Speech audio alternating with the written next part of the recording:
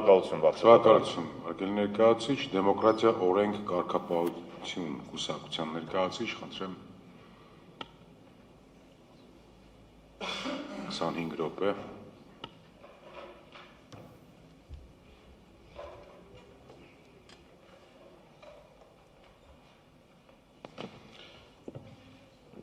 Բարձրացան կփորձեմ 10 րոպեում տեղավորվել ելույթիս մեջ, որպեսզի մեր մյուս ներկայացուցիչը ևս հնարավորություն ունենա ելույթ ունենալ։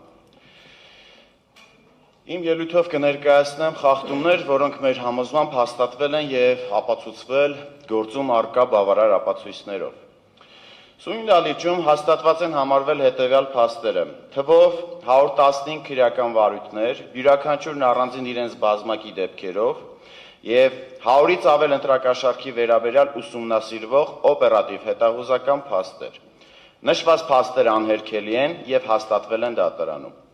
Այս խախտումները եղել են կազմակերպված, զանգվածային, կրկնվող եւ պարբերական բնույթի։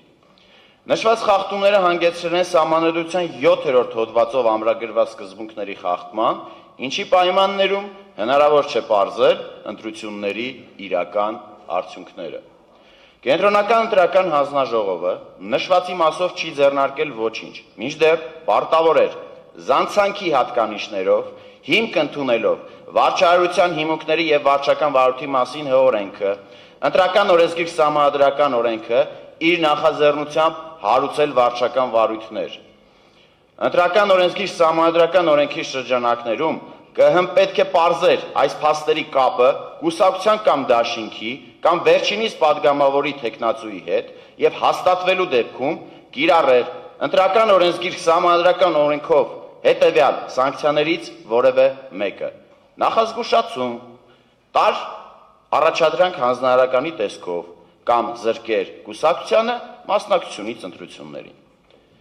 Հարգելի կենտրոնական ընտրական հանձնաժողով, վարույթները հարուցվում են ինչպես դիմումի,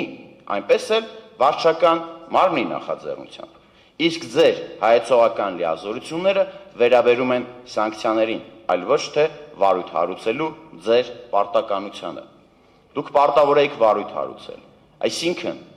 ըստ ձեր տրամաբանության եւ դիրքորոշման, ընտրակաշարքը որևէ պարագայում չի կարող ազդեցություն ունենալ ընտրության արդյունքների վրա։ Ինչու՞, քանի որ չունեք վերջնական դատական ակտ։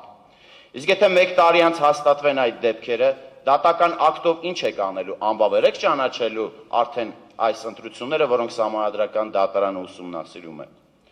Հակակոռուպցիոն կոմիտեի նախագահը հաստատել է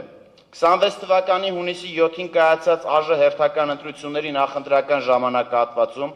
կոմիտեում ստացվել են կոռուպցիոն բնույթի ընտրական հանցանքների վերաբերյալ բազմաթիվ հաղորդումներ։ Կարևոր է արձանագրել, որ քաղաքական ուժերի ներկայացուցիչներին մեղսագրվող կոռուպցիոն բնույթի ընտրական հանցանքները, մասնավորապես ընտրակաշարք տալը եւ բարեգործության արգելքի խախտումը կրել են համատարած բնույթ։ Ստացված տվյալների համաձայն դրանք արձանագրվել են ինչպես Երևան քաղաքում, այնպես էլ Հայաստանի Հանրապետության բոլոր մարզերում, առանց բացառության։ Ստացված տվյալների համակցված վերլուծությունը հիմք է տալիս ենթադրելու, որ նշված հանցավոր գործունեությունը հիմնականում կրել է նախապես պլանավորված եւ համակարգված բնույթ։ Բարձրացյան, սա իմ եզրակացությունը չէ, սա անկախ ՀՀ պետական մարմին հանդիսացող հակակոռուպցիոն կոմիտեի պաշտոնական եզրակացությունն է։ Ինչով է սա անվավերության հիմք։ Գտնում եմ, որ առկա են Սահմանադրական դատարանի մասին ՀՀ Սահմանադրական օրենքի 77-րդ հոդվածի 14 կետում առկա բոլոր հիմքերը ընտրության արդյունքները անվավեր ճանաչելու համար, քանի որ դատարանը այս փաստերի հիմքով հնարավորություն չունի պարզելու ընտրությունների իրական արդյունքը։